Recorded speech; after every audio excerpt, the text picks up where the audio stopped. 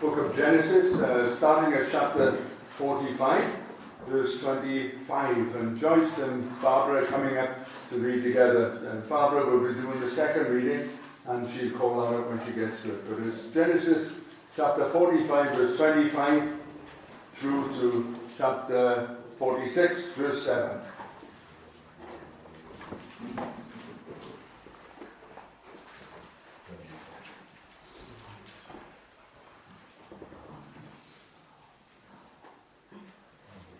Genesis 45, 25 to 28 verse. Then they went up out of Egypt and came to the land of Canaan, to Jacob their father. And they told him, saying, Joseph is still alive, and he is governor over all the land of Egypt. And Jacob's heart stood still, because he did not believe them. But when they told him all the words which Joseph had said to them, and when he saw the carts which Joseph had sent to carry him, the spirit of Jacob their father revived. Then Israel said, It is enough. Joseph my son is still alive. I will go and see him before I die. And then 46, 1 to 7.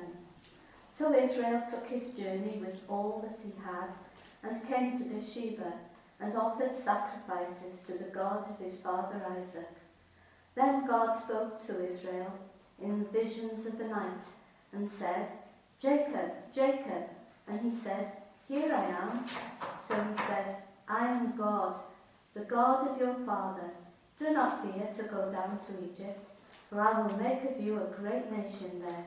I will go down with you to Egypt, and I will also surely bring you up again, and Joseph will put his hand on your eyes. Then Jacob arose from Beersheba, and the sons of Israel carried their father Jacob, their little ones, and their wives, in the carts which Pharaoh had sent to carry him. So they took their livestock and their goods, which they had acquired in the land of Canaan, and went to Egypt, Jacob and all his descendants with him, his sons and his sons' sons, his daughters and his sons' daughters, and all his descendants he brought with him to Egypt.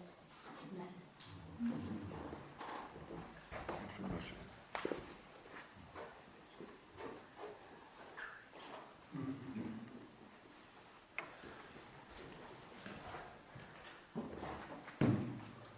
Genesis 46, 26 to 34.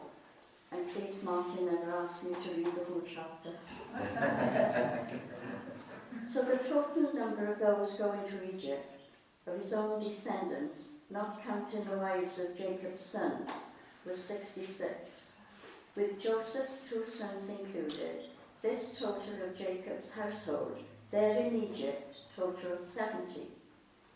Jacob sent Judah on ahead to tell Joseph that they were on the way and would soon arrive in Goshen, which they did. Joseph jumped into his chariot and journeyed to Goshen to meet his father, and they fell on each other's arms and wept a long while.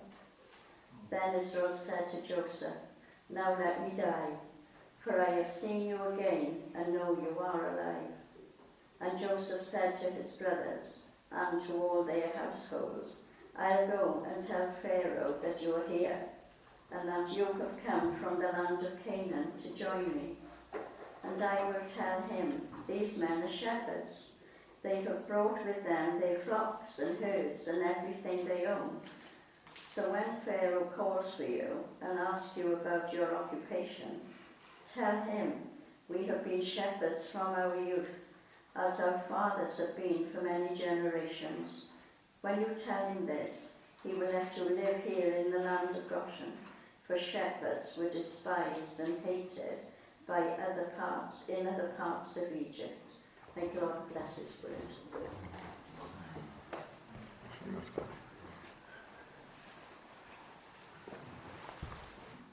Genesis chapter 46. I know we covered chapter 45 last week, but I just wanted a little reminder of what we read at the end of that chapter, because we have to remind ourselves of the news that was quite startling and quite astonishing for Jacob when they actually came and told him, Joseph is alive. We can't imagine what that must feel like. For 22 years he thought that his son was dead. He thought he died on an errand that he, his own father, had given him. And here he is, 22 years later, being told he is alive.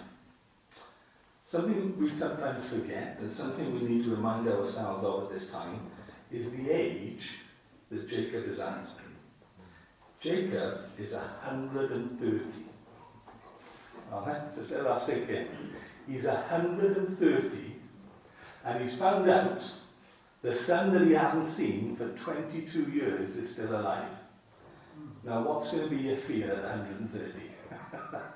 He's down in Egypt, you're up in Canaan. This is no small... We just read the verses and we can quickly skip over them, but this is no small ask. And this is no small desire that springs immediately from his heart when he hears that news. And maybe it explains to us the context and how vital it is what we read at the end of verse 27. It tells us the spirit of Jacob their father revived. And it's just as well that it did. Because he's about to undertake something that at 130 you think twice about. His heart and his spirit revives. And what does that reviving lead to? Well, it leads to what we read in verse 28, the very next verse. It is enough. Joseph, my son, is still alive. Yeah, that's not a surprise, but look at what it says immediately after. I will go and see him before I die. That's what is in the heart of Jacob as soon as he hears this news. I've got to see him again. Again, there's no mobile phones, is there? There's no FaceTiming going on. If he wants to see his face, Pharaoh's not going to let Joseph go. Not at this crucial time. They're in the middle of the famine. And Joseph has a major role in distributing food during the famine. Jacob knows, if I want to see him, then I'm going to have to go and see him. And immediately on hearing the news, that is what wells up within his heart. Against maybe the advice of his doctors, if he had any. I'm going to go and see him. This is incredible news, the greatest news he's heard in 22 years. I am going to see him for myself. And at 130, that is the journey that he commits to doing. We need to understand that. We need to see the challenge that it would have been for him at that time. And as is always the case, he had a choice. And we've always got a choice. He could have said, well, that's lovely to know that Joseph is alive. I'll die in peace, knowing that my son is alive. He could have done that, and who would have criticized him for it? But no. He listens to the prompting of God in his spirit, and he says, I'm going to go and see him. And so we need to understand the end of chapter 45 for us to fully appreciate what's going on in chapter 46. And the Bible tells us, quite simply, in verse 1, so Israel, and that's the other name for Jacob, Jacob and Israel is the same person, so Israel took his journey. He committed to this thought that welled up within his heart, and that thought needs to be translated into action, doesn't it? We have many good intentions in life. We have many good intentions for every day of our life. But not all of them get carried through into action. But he had determined that he would see his son, and he immediately set about the practicalities of it. He took his journey with all that he had, and he travels down to see Joseph. And then the Bible tells us about a pause. It's quite important that we notice this pause, and it's very important that we notice where he paused. Because in 46 verse 1 it tells us that he came to Beersheba. And he stops there. He pauses there. There's a bit of you that thinks, hey, you're 130, not the time for stopping. Push on, make sure you get there. But he's pausing. He pauses at Beersheba. What does he do when he's there? He offers sacrifices to the God of his father Isaac. Strange, isn't it? He's in a rush. He says he wants to go see his son before he dies. And here he is, and he's stopping, and he's pausing. And he's giving sacrifices to God. There's lots going on here, and there's a lot that we have to just read between the lines. And some of it I might be right on, and some of it I might not, and that's fine. But I know how important Beersheba was for him. Beersheba marks the very southern territory that God promised to his people. Once he steps out to Beersheba, he's leaving the promised land. At the moment, he's within the confines of the promised land. He knows the promises that have been given to his fathers. He knows that Abraham and Isaac have it deep-seated within their heart that God is going to give them this land that he's currently in. And he, from the prompting of God, has decided that he wants to go down into Egypt. But when he gets there, before he makes that step out of the promised land, he stops. He stops. But Beersheba doesn't only mark the very southern territory of the promised land that was to be given to the Israelites. It was also the final place where he was with all his family. Beersheba was the last time his mother, his father, and his brother Esau and him were all together. That happened at Beersheba. It's a place that doesn't only hold significance for him, it is something that has a heart type for him. It was at Beersheba where he tricked his father into giving him the blessing of the firstborn. Should never have tricked his dad about that. Tore the family apart. He had to flee the family home because his brother wanted to kill him and would have killed him at the time. His anger was so hot towards him. He fled the family home. His mother, who had instigated the trickery, she said to him, "You just need to go for a few days." He didn't see his family again for 20 years.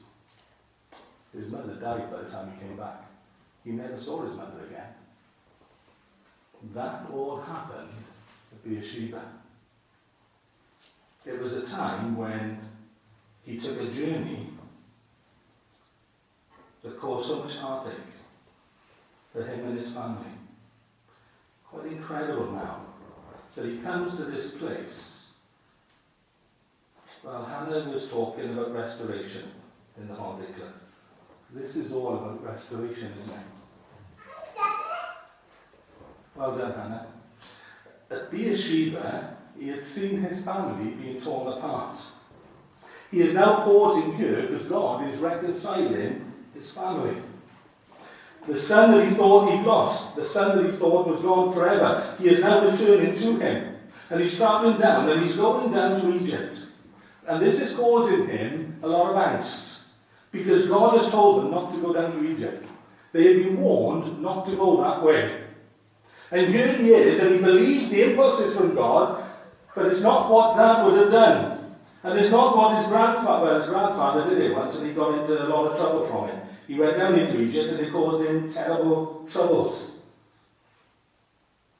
And now he's thinking, am I doing the right thing? He needed to know that it wasn't just Joseph's request that he comes down. He needed to know that he was being obedient to God. So he offers sacrifices. Sacrifices of thanksgiving, I'm sure. Because he is so grateful for all that God has done for him. And in the preservation of his son, and his son going down to Egypt, they are all going to be spared this famine that's going to last for another 5 years. How grateful his heart would have been. God hasn't just looked after Joseph. In sending Joseph down to Egypt first, through a treacherous act of his brothers, God has protected the whole family. something that Jacob would have felt was his job. He's the patriarch. He's the one who should be looking after the family. But he acknowledges here there's another father. There's another father. And for all of us who are fathers, there are limits to what we can do for our children. For all of us who are parents, there are limits to what we can do for our children. But as I've learned in life, and as we all know, even when they're out of our sight, they're never out of his sight. God's hand is upon them. And he hadn't seen Joseph for 22 years, and yet God's hand had never left his son. And God had protected Joseph, and God had been with them. And all this is coming together, and he's starting to see something of the great hand of God, and God's hand of mercy. And it's not just Joseph, all the brothers have been spared. And Joseph has forgiven them already. He's already forgiven them for their treacherous act. There's harmony in the family that he has not known ever. So grateful for what God has done. But he needs to know, am I doing the right thing? God reads his heart. God knows our heart. He always knows our heart. Because God speaks to him. What does he say to him in verse 2? Well, the first thing he says to him is this: Jacob, Jacob. He knows his name. It's lovely, isn't it? Calls him by name.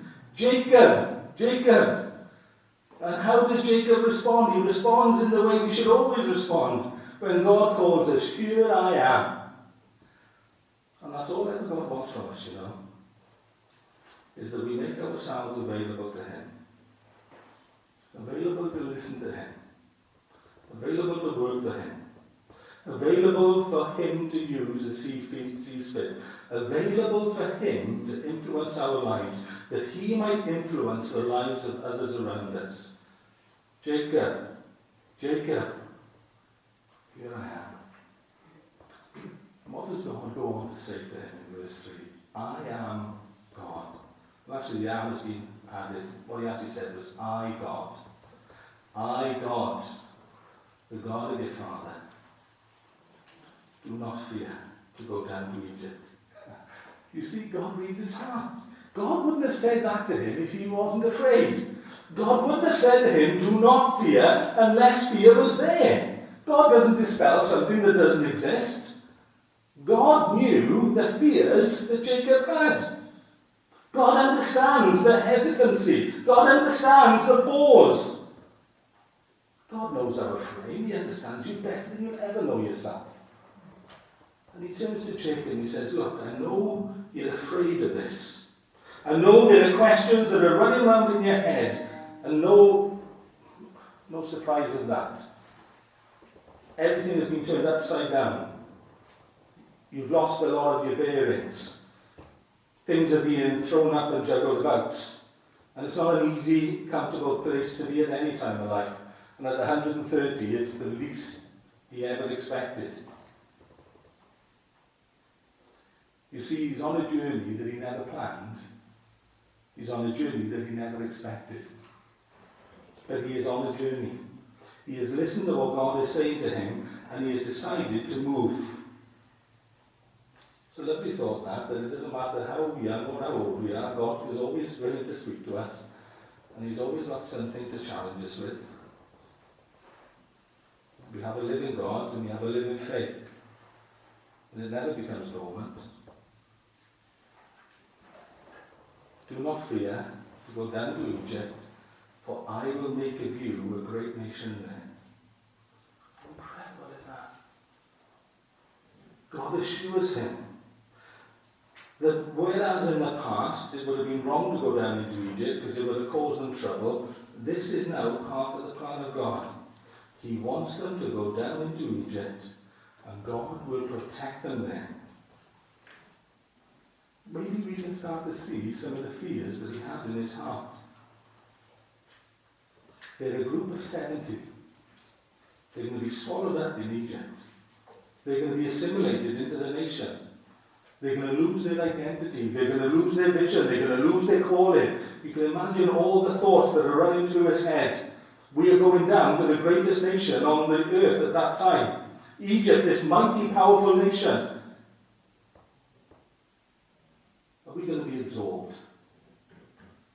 Am I going to lose the calling of God? There's no need for you to fear, Jacob, because I will be with you. And I will prosper your nation. And this family, because that's what they were at the moment, an extended family of 70. This family will turn into a nation during their time there. We know from the reading that was kindly shared with us earlier that they were 70 strong. It tells us that in verse 27. How many were they when they left Egypt 400 years later? Well, the Bible tells us there were 600,000 men of war. If you double it for the women and then add a couple of children for each family, you're talking about quite easily at least 3 million people. God was true to his promise. God was true to his word. They definitely did prosper, and they didn't lose their identity, and they didn't lose their calling. We have the reading about them settling in Goshen and the fact that shepherds were despised by the Egyptians. The Egyptians didn't want to absorb them. See how clever God is? How clever he is? Joseph isn't here being smart. Joseph is here listening to God. Joseph is here understanding the heart of God. Yes, it's important that his family come down. They need to be sheltered during the famine. But they need to keep themselves separate from the Egyptians. They need to be sure they don't get absorbed into Egyptian culture. They need to keep their focus on God. They need to keep their calling. And being in Goshen, on that side of Egypt, it's going to help them with that. It's going to give them a geographical base, separate from the rest of the Egyptians. God is already working out his plan and his purposes, not just for the family, but for generations to come. God is working out and has worked out plans for families going back generations. The good hand of God, the faithful hand of God, can be seen through the passages of time. And we can see it here through God's dealing with Jacob and his family and his descendants. He's already preparing the groundwork. He's already laying the foundations. Don't fear. I'm going to make a great nation of you. And then verse 4, he says something which would have made Jacob's heart jump. It would have given him such an assurance, such a peace. Look at what he says to him in verse 4. I will go down with you. It's lovely, isn't it? You're not going to leave me behind. I'm going to go with you. I will be with you. I will go down with you. It's great to know, isn't it, that God is with us every step of the way. He never leaves us, never forsakes us. And this is the promise that Jacob is being given. Don't fear. It's all part of my plan, and I am in this, and not only am I in this, I'm with you in it. I will go down with you to Egypt, and I will also surely bring you up again. What a lovely verse that is. Don't worry about it. I'm going to be with you when you go down, and I've already got plans, and I'm already seeing the day when you're coming back out. I'm going to be in it and through it. That's lovely. But that's talking about the nation. He then said something which is so soft, so warm, so tender. He simply says this to him at the end of verse 4. And Joseph will put his hand on your eyes. And we miss the meaning of that in our Western culture. But what he said to him is this: Joseph will close your eyes when you die. You know that act of closing the eyes? Joseph will do that for you.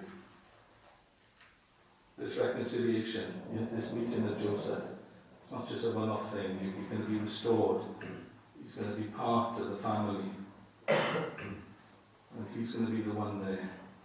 When you finally close your eyes, he'll be there with you. What a wonderful promise. How good God is. How much he understands our frame. How warm he is towards us. He understands the pause. And he gives confidence to the steps that he has taken. He gives him complete trust. Removes fear from his heart. Don't fear. God is with you. Don't fear. never leaves us. Fear paralyzes us, doesn't it? But we can boldly stride forward in confidence when we know that God is with us. As I come to a close, I don't want you to miss the reconciliation. How beautiful. I said if those verses are warm, how wonderful is this? The Bible gives us the exact time that they get together. And he sees his son for the first time in 22 years. So much to say, so much to catch up on. But all that is put to one side. What do they do in verse 29? Joseph made ready his chariot and he went up to Goshen to meet his father Israel. Imagine the butterflies, imagine the excitement. And he presented himself to him. Here I am, Dad. What do? It says, and he fell on his neck. Joseph just fell on his father's neck and wept for a good while. There are times you don't need to say anything. They didn't need to utter a word. They just wept together. And they just stayed there, embracing each other, weeping and weeping. And those tears can mean so much. Those tears can say something that we can never put into words. The joy of the reconciliation, I'm sure there were tears of joy. The sorrow of the 22 wasted years, when for 22 years their fellowship has been broken. The pain that comes from that. But also the realization that God's hand is upon them as individuals and as a family and as a nation. And it causes them to weep. As we have all wept. When we understand the depth of the love of God for each and every one of us. And just to feel the warmth of his embrace. To know that we are loved. To know that God is our Father. There is nothing like it on earth. What does Jacob finally say when he breaks away from the embrace? When they cried and they wept, he simply says this, now let me die. He's not pleading to be killed there and then. What he's saying is, I can die a happy man now. Now let me die, since I have seen your face. The thought that he had when he was there up in Canaan, I want to see his face. He's now put it into practice and he's seen his face. We've said right throughout these studies that Joseph is a type of Christ. Can you imagine your heart when you finally see his face? As we all will. We'll see his face. We'll see him. And I'm sure the response will be much the same. I'm sure there'll be many tears. But we will be home. We will be home. And it is enough. And it is all that we ever need. I don't know about you, but as I read those words, I was reminded of somebody else who uttered something very similar in the face of Christ. And it's found in Luke chapter 2. And it's a reading we often have around Christmas time. And it's Simeon, when Christ is being presented at the temple. And Simeon has been assured that he's going to see the Lord's Messiah. And he comes into the temple at the very moment that Mary and Joseph are presenting Christ. And he comes and he does an incredible thing. He comes and he takes the baby off the mother. And he holds the babe in his arms. And he looks down at the face of God. He looks down at the Messiah. He looks down at the Saviour. And he utters a lovely, lovely prayer.